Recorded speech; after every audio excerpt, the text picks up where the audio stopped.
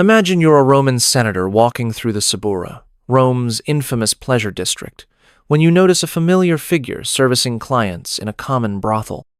Your blood runs cold as you recognize the delicate features beneath the cheap makeup. This isn't just any prostitute. This is Valeria Messalina, Empress of Rome, wife of Emperor Claudius, willingly degrading herself for the thrill of anonymous encounters with the city's lowest citizens. This wasn't some desperate woman forced into prostitution.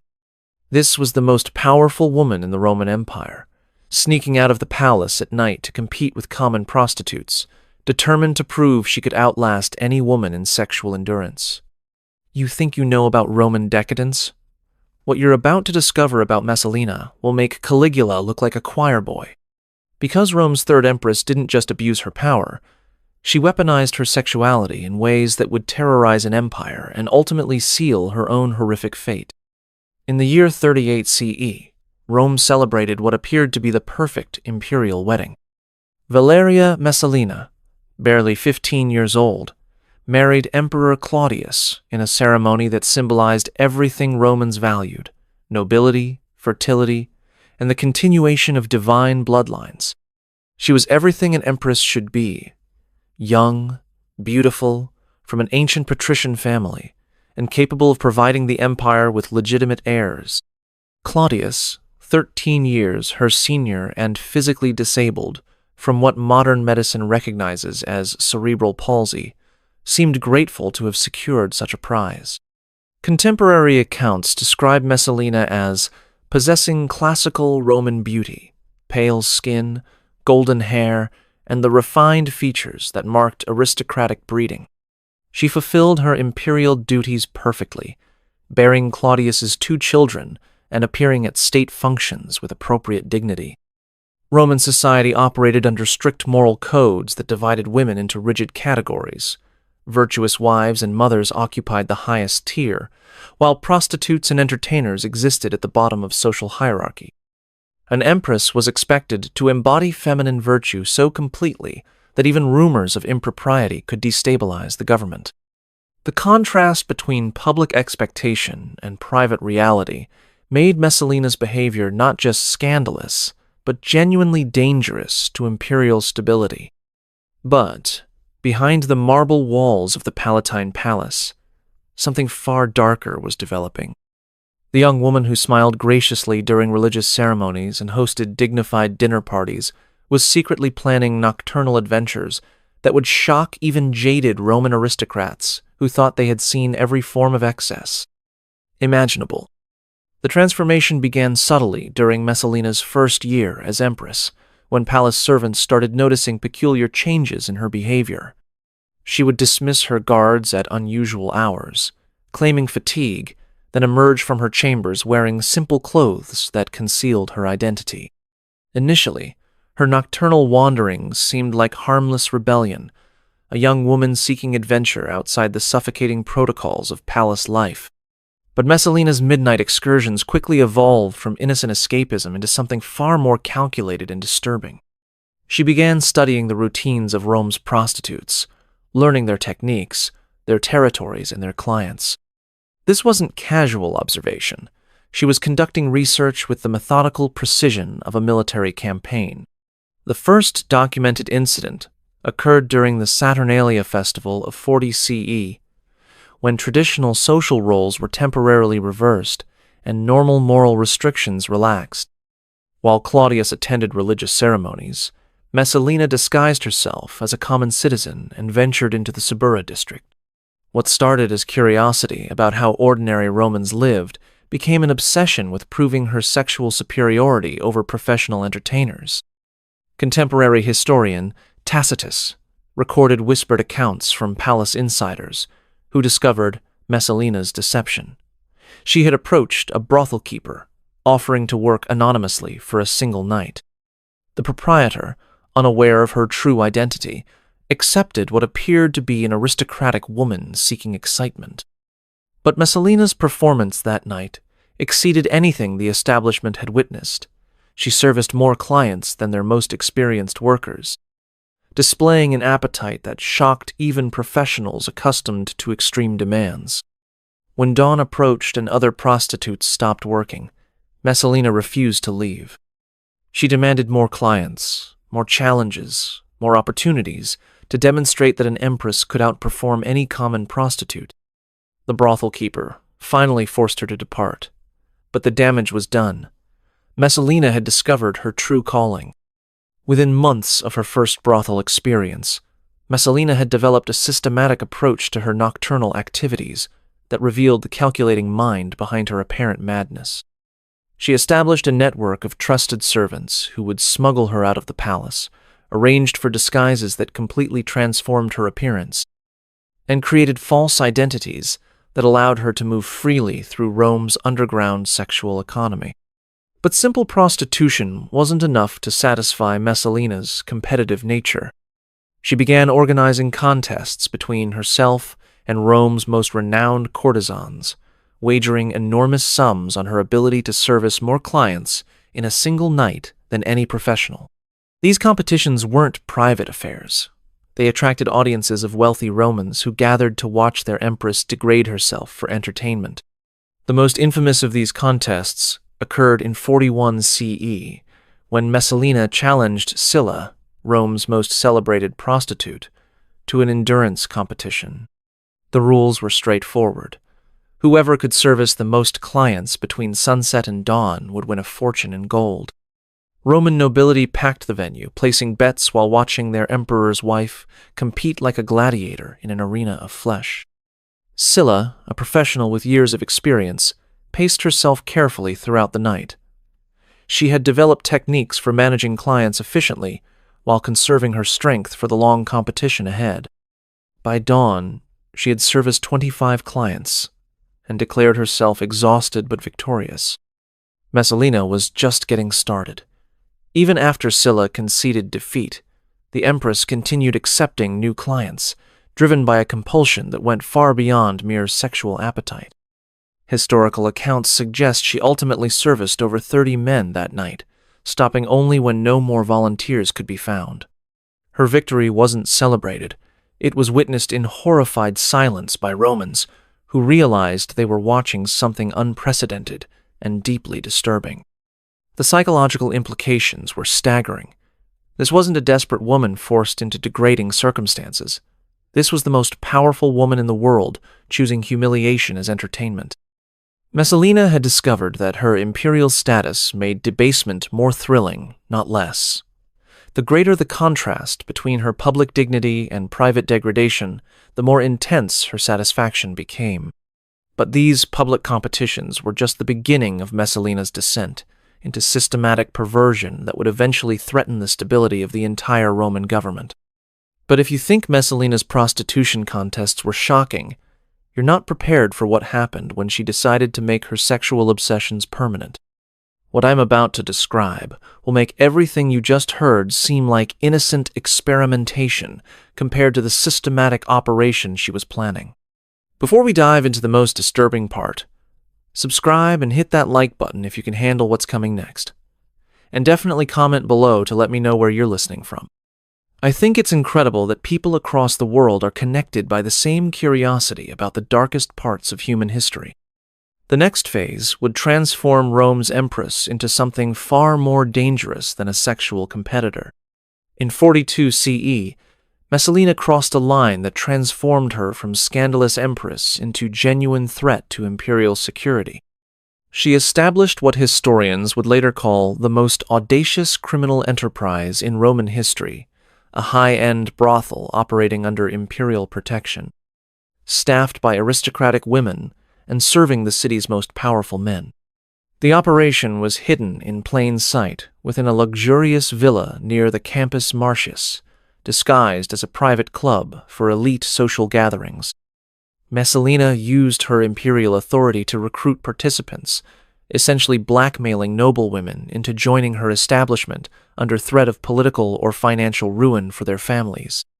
What appeared to be voluntary participation was actually coercion backed by the full power of the imperial throne. Messalina's criminal genius lay in her client selection. Rather than serving random customers like common prostitutes, she deliberately targeted senators, military commanders, and wealthy merchants who possessed information valuable to imperial interests. Every encounter was documented by hidden servants who recorded conversations, identified weaknesses, and gathered intelligence that Messalina could later use for political manipulation. The Empress had essentially created a honey trap operation that made her one of the most informed individuals in the Roman Empire. She knew which senators were planning to oppose imperial policies, which military commanders harbored treasonous thoughts, and which merchants were evading taxes or smuggling goods.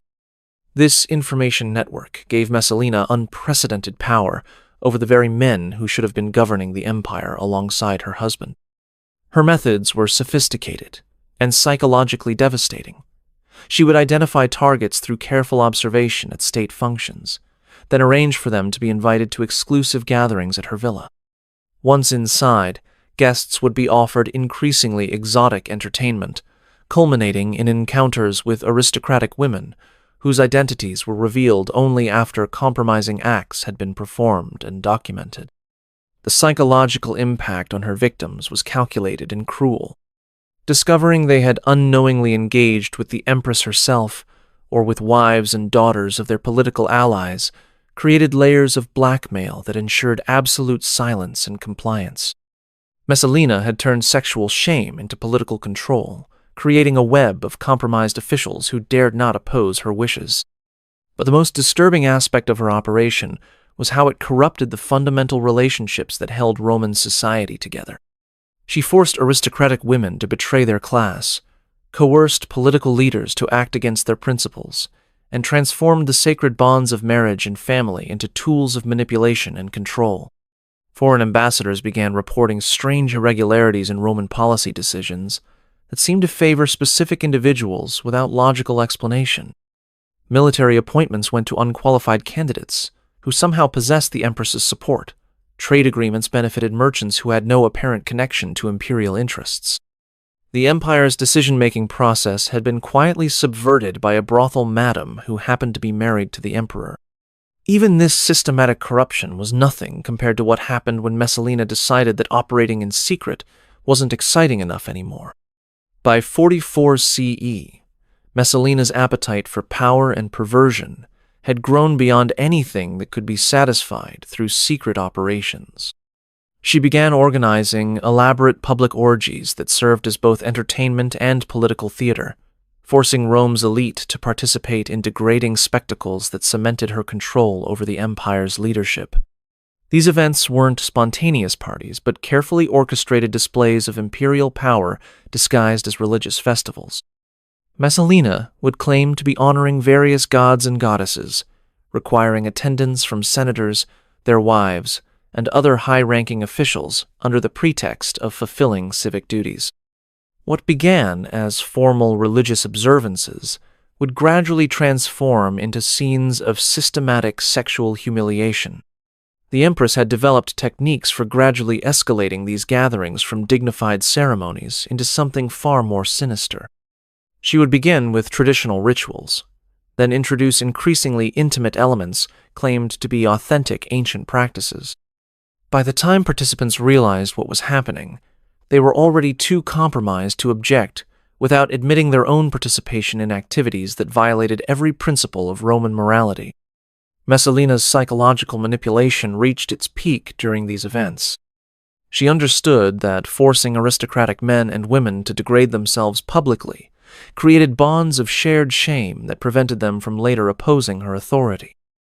Everyone who participated became complicit in maintaining the fiction that these gatherings were legitimate religious observances rather than imperial sex parties. The most horrifying accounts describe Messalina forcing political rivals to perform with each other while she watched and provided commentary. Senators who had opposed imperial policies found themselves naked and degraded before their colleagues, their dignity destroyed, and their authority permanently compromised. She had discovered that sexual humiliation was more effective than execution for neutralizing political opposition. But perhaps most disturbing was how Messalina began incorporating younger participants into these events. palace records suggest she recruited adolescent sons and daughters of prominent families, claiming their participation was necessary for religious authenticity. These young people, raised to obey imperial authority without question, became unwilling participants in their own exploitation. The Empress had created a system where opposing her required admitting participation in activities that would destroy entire family lines. Parents couldn't protect their children without confessing their own involvement. Political leaders couldn't expose her crimes without revealing their own complicity. She had essentially made herself untouchable through systematic blackmail that encompassed the entire Roman ruling class. Foreign observers began noting the strange behavior of Roman officials during diplomatic negotiations. Previously confident senators seemed nervous and submissive. Military commanders appeared distracted and fearful. The empire's leadership had been psychologically broken by an empress who understood that sexual shame was more powerful than military force for controlling human behavior. In 48 CE, Messalina's obsession with power and scandal reached its ultimate expression when she committed an act so unprecedented that it shocked even Romans accustomed to imperial excess. While Emperor Claudius was away in Ostia overseeing grain shipments, Messalina held a full wedding ceremony with Gaius Silius, a handsome young senator she had been pursuing for months. This wasn't a secret affair or symbolic ritual. It was a legal Roman marriage complete with religious ceremonies, official witnesses, and formal contracts. Messalina had essentially declared herself divorced from the emperor and remarried to another man while still holding the title of Empress. The legal and political implications were staggering, as Roman law recognized her new marriage as legitimate, while she simultaneously remained Claudius's wife. The wedding celebration became a multi-day orgy that included most of Rome's remaining uncorrupted aristocracy, finally forcing even her most compromised allies to acknowledge that Messalina had crossed into open rebellion against imperial authority.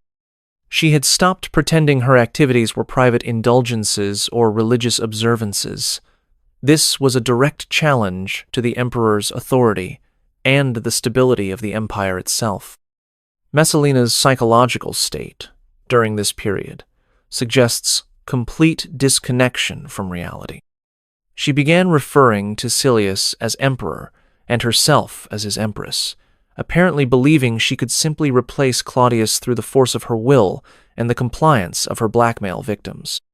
She started issuing orders in Silius's name and planning a formal coronation ceremony that would legitimize their rule. The young senator, initially flattered by the empress's attention, found himself trapped in a nightmare of imperial ambition and sexual obsession. He had become the focal point of Messalina's ultimate fantasy, not just sexual domination, but complete political transformation of the Roman Empire according to her perverted vision. Historical accounts suggest he began planning escape routes, realizing too late that he had become a pawn in her deadly game. Meanwhile, Claudius remained unaware of his wife's marriage until loyal freedmen risked their lives to inform him of the crisis. The emperor's initial reaction was disbelief. Even for Messalina, bigamy while holding imperial office seemed impossible. But, as evidence mounted, including witness testimony and official documents, Claudius realized he faced not just personal betrayal, but potential civil war. The confrontation came swiftly and brutally. Claudius returned to Rome with loyal troops and confronted Messalina in the gardens where she was celebrating her new marriage.